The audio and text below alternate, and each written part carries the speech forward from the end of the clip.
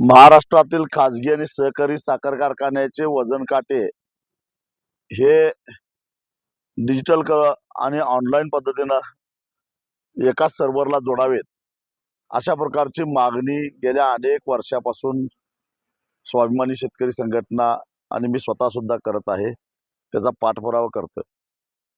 अखेर सरकारला जाग आली आणि साखर आयुक्तांनी वैद्यमापनशास्त्र विभाग मुंबई जे वजन काट्यांचं नियंत्रण करणारे खातं आहे त्यांना पत्र लिहिलं आहे की वारंवार वजनाबद्दल वजन काटा मारल्याबद्दल ऊस उत्पादक शेतकऱ्यांच्या तक्रारी येत आहेत.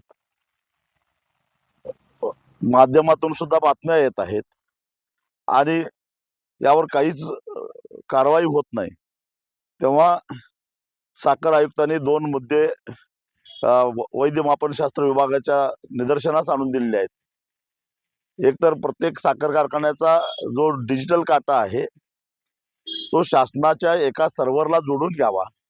म्हणजे प्रत्येक काट्यामध्ये काही फेरफार झाली, छेडछाड झाली तर मुख्य सर्व्हर ज्यांच्या नियंत्रणाखाली आहे त्यांच्या लक्षात येईल आणि तातडीनं या काटामारीवर आळा घालता येईल. या संदर्भामध्ये काय करता येईल किंवा दुसरी एक सूचना आम्ही केलेली होती की प्रत्येक साखर कारखान्यासमोर एक सरकारी वजन काटा उभा करावा, जेणेकरून शेतकरी त्या सरकारी वजन काट्यावरून ऊस वजन करून कारखान्याला नेऊन घालतील. या काट्यासाठी जो काही निधी उभा करायचा आहे तो एकतर जिल्हा नियोजन मंडळातून किंवा आमदार आणि खासदार यांच्या स्थानिक विकास निधीतून हा निधी उभा करता येणं सहज शक्य आहे.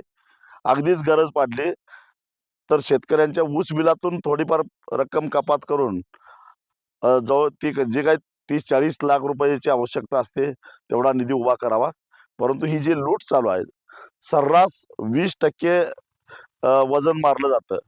शेतकऱ्यांना 100 टन ऊस पिकवला तर केवळ 80 टनाचंच त्याला वजन मिळणार असेल आणि ही अशा प्रकारे दिवसा दरोडेखोरी होणार असेल तर याच्यावर आळा घालणं गरजेचं आहे.